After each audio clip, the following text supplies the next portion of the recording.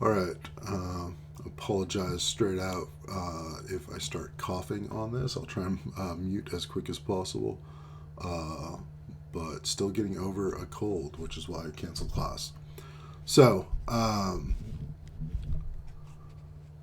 this is going to be continuing off where we started with the video that was posted. So, if you were in section 2 when we went through this, you're going to probably want to go through the last 10-15 minutes of the video I posted previously to get to this point.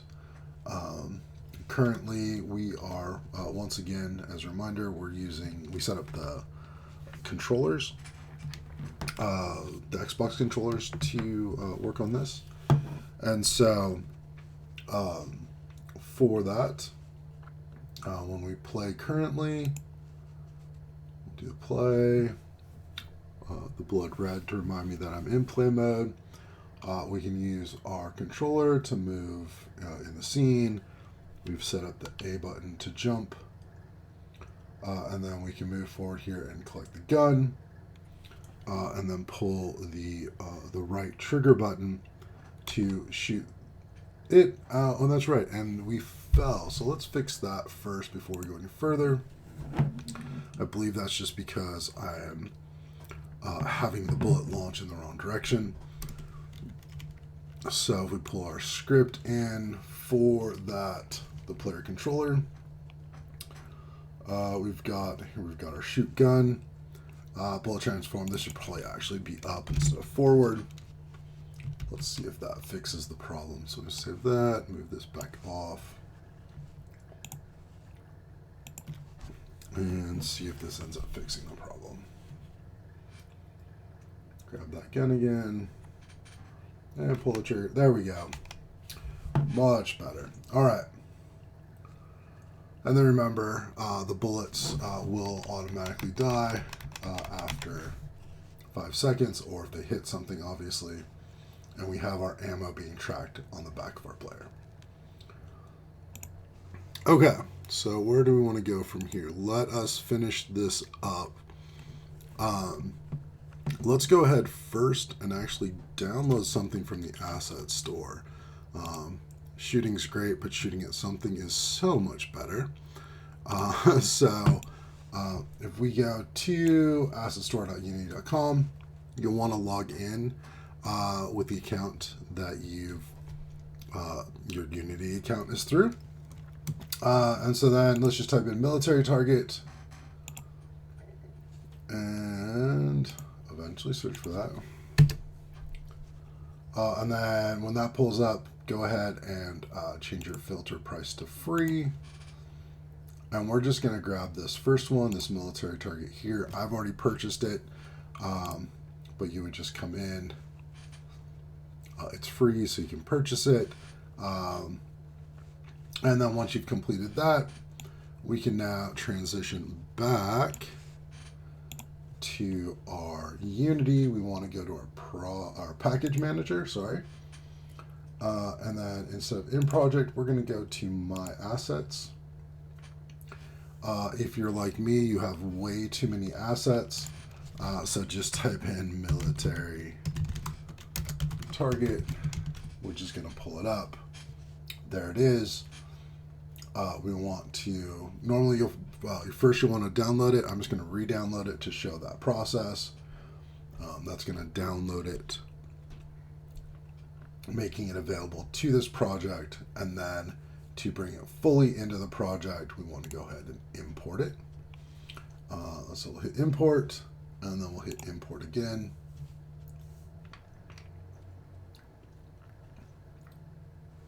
And once we're imported, now we can go back and we can look here and see that in our assets we have the military target.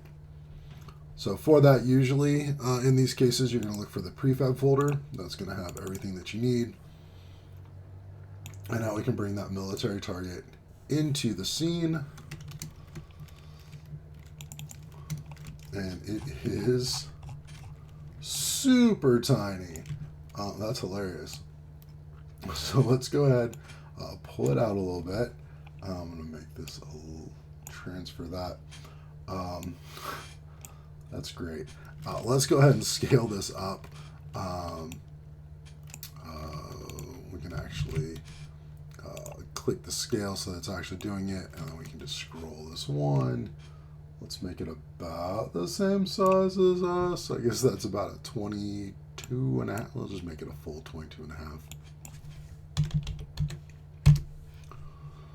If you want to just scale back into just one size, you can then turn this off again. From this spot, we're going to want to rotate it.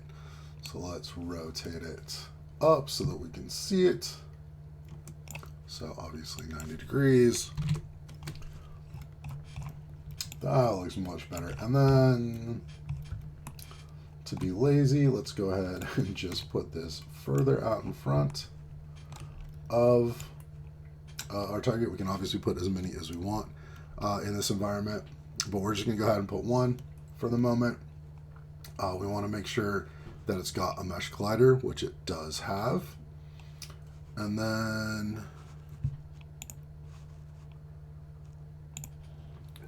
all we should need to do is hit play on this, because the way the bullet works is it should just delete whatever hits. So let's go ahead and we could actually probably even tag this as, we don't have enemy yet. So eventually we'll add an enemy, and we're not going to edit it yet. So we'll just leave it as it is. We'll save the scene. We'll hit play, and we'll see if I'm right that this is going to now allow us to come up and grab our gun. Oh, we missed.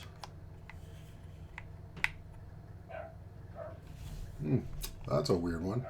No camera's rendering. Let's give that another shot. I can't believe I've shot my camera. Let's see here. Got our camera. There we go. We shoot it and it disappears. Perfect. Now, what is hitting a target if it doesn't keep a little bit of score for you? So let us move into obviously keeping track of the number of targets that we're hitting. So to do that, we're going to go back to our canvas that we had set our bullet counter onto previously. And we're just going to duplicate this and change this. Instead of bullet counter version 1, we're just going to change this to score. Oops, I spelled score correctly.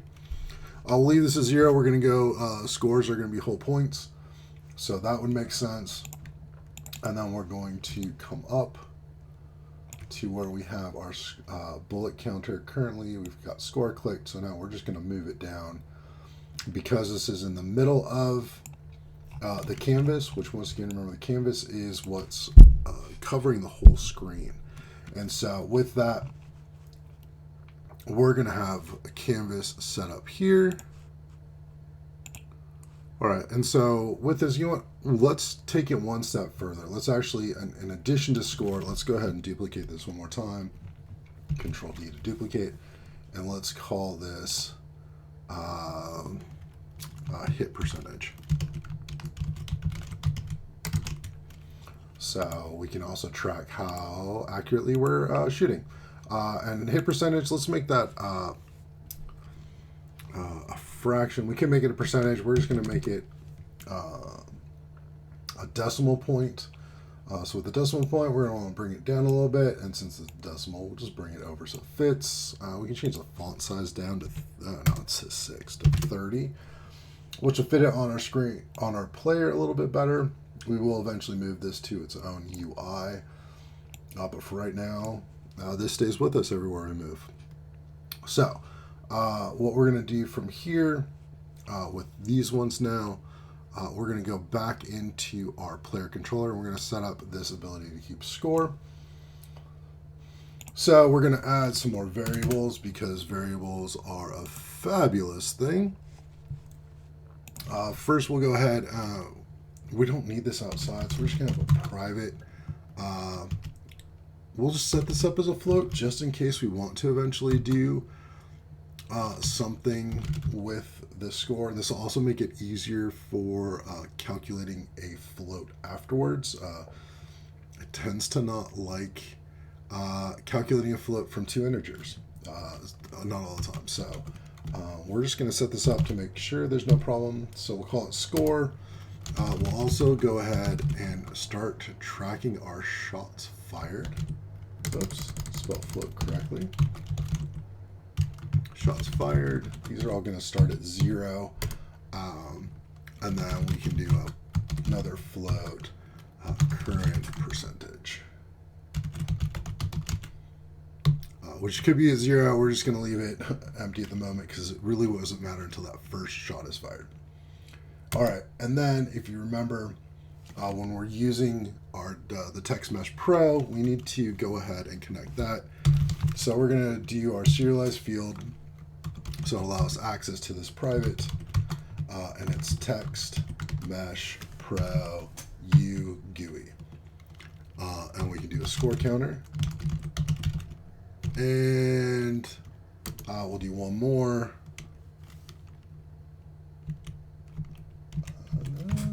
Serialized field, private, another Text Mesh Pro GUI, and this one we're going to do shooting percentage. Okay. Now that we have that, what we want to make sure is that we have when we shoot the gun, we're going to change how many bullets have been fired. So we're going to move this out of the way a little bit. We're going to then, when we shoot the gun, this top number goes to 10, saying that we got a gun with it. And then when we shoot the gun, it drops, as you know, to based on every shot we fired, right? So if we shoot 1, it goes to 9. We shoot another one, it goes to 8. So from that point, what we want to do is also then increase the score if we hit the target. So this is going to decrease as we shoot. This will increase as we hit targets, and then this will change once we hit a target, right? It's going to be 0% shooting average if we just keep missing. So what we want to do, though, is we're going to send back here, like we did with the gun picked up, we're going to send back here when the bullet hits a target. So we're going to do another public void shooting score increased function. And so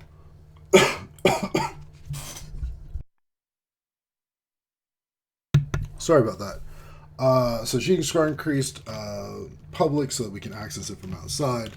And we're just going to say that when this function is called, which once again is going to be called from outside from the bullet, we want to add 1 to the current score. The current score is 0. We're going to add 1 to that. Then what we're going to do is we're going to update the score counter. So remember that is our text on in the Text Mesh Pro. So to change that, we need to be changing the text of that Text Mesh Pro UGUI. And we're going to change it to whatever the score is. The score is currently in a float, so what we need to do is change it to toString.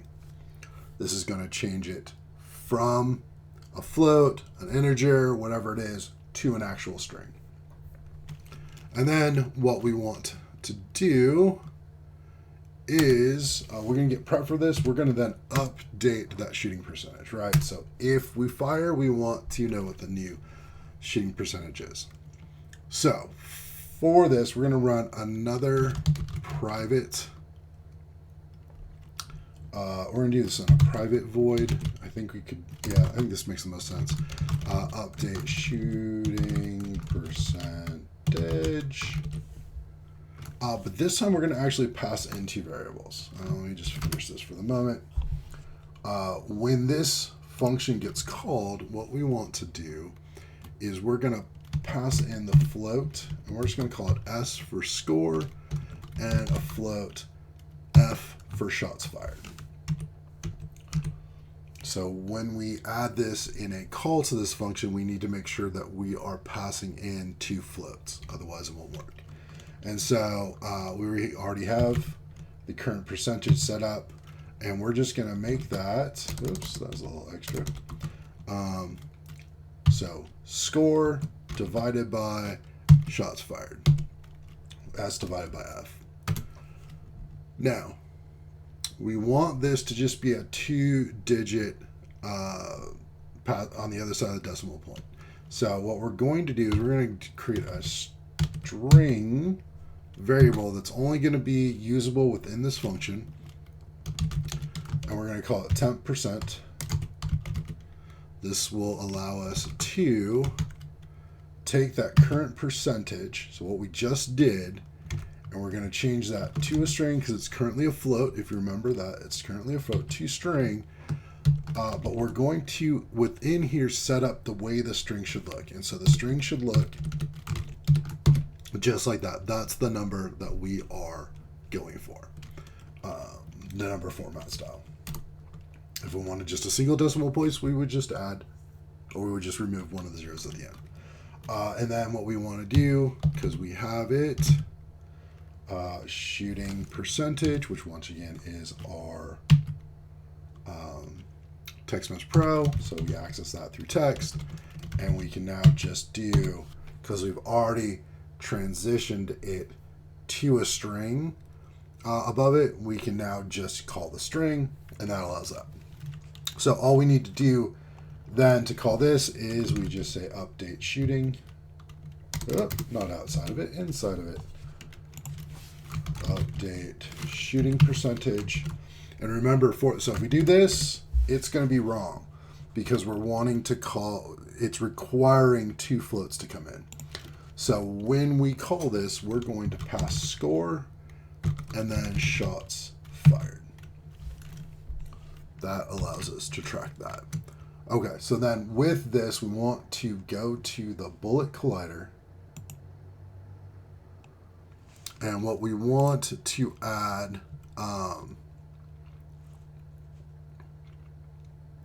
with this, we're going to, with this, we've got to find the player, right? So the player is where all this is happening, where all the code is being stored that we're accessing. So we're going to do that by doing a game object dot find. Normally you don't want to do this very often. It is resource intensive, but we're just running this on a small thing right now. It's not going to bother it.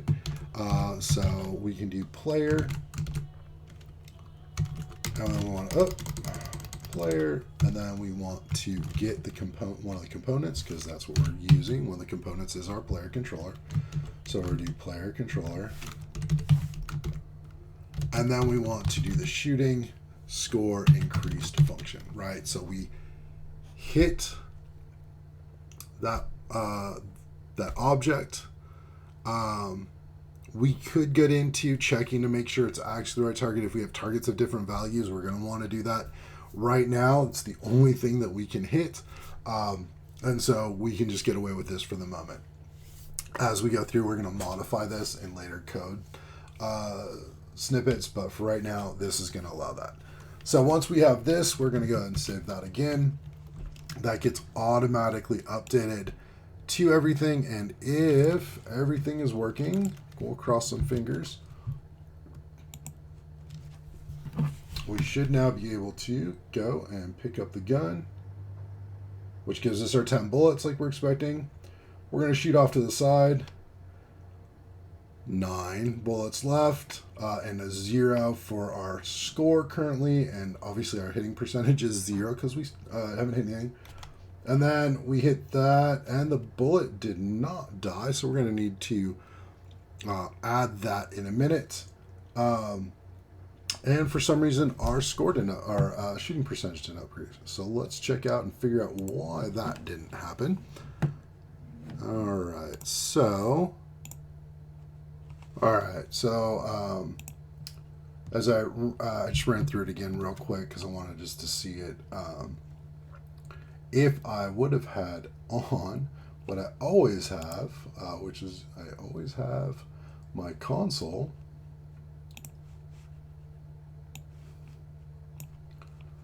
we would have seen the no reference exception. I would have seen that we got a problem here. And so what I forgot to do was go into the player. We added those two nav mesh pro links, and now they're currently empty. And we're trying to do stuff with it, so it's not going to work. So score needs to be dragged into score, hit percentage needs to be dragged into hit percentage. And that should do it for us. Let's just zoom back in here so I can kind of see what's happening from this angle. It gives us a little bit better view. And we'll go ahead and play. Pick up the gun, we get our 10. If we miss, we get nothing. Now if we hit and infinity. I have never seen infinity come up. So let's figure out why it's saying infinity. That is our next problem. But we now at least are connecting through to that.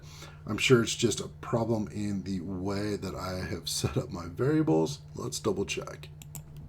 So I'm pretty sure that the problem lies in somewhere in my calculations. So what I'm just going to do to make my life easy and figure out, here we're playing with that, I'm going to throw in two debug lines. So we're going to do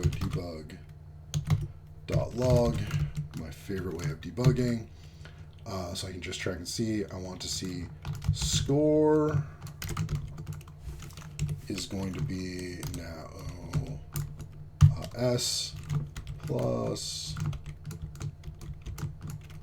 and we'll do, let me just do this, plus shots fired. This way we can know if we're correct, if the right information is coming through. We're going to obviously have that be F. And then we're going to run one more debug log here. What is it saying the current percentage actually is? So we'll just run those. We'll save the file. We'll come back in. I'm going to switch it to console so that we can see what's going on. We'll once again run grab the gun. We have a gun. We missed. That's fine. We're going to shoot and hit. So score is 1, and it's saying that shots fired actually is 0. So somewhere I am not updating that, and I think that's because I added it after. So let's come back into our code, and I'm going to bet, yeah, so what we have now, we are subtracting our bullets, but what we need to do is shots fired needs to go up by 1. So plus equals 1. That should be our problem. Okay, so now that we have that, let's go ahead and save it. We're going to go ahead and hit play again. And as long as everything is working right, we're going to have this good to go. So we got 10. We shoot at 9. There we go. We have now hit our target, which gives us a 1 to our score. We fired twice, so 1 divided by 2 is a 50% shooting rate. So that gives us that information. All right, so let's see. Okay, so I know that a few of you and even myself, when we hit that gun, it would sometimes cause us to spin. The reason for that is it's two colliders are colliding, and that can happen, which is exactly the reason why we saw the bullet kind of fly off to the side previously instead of being destroyed.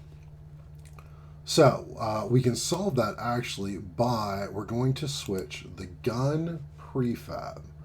And we can actually do this, well, we'll just do it on the one that's out here for right now. We can make this bigger change later.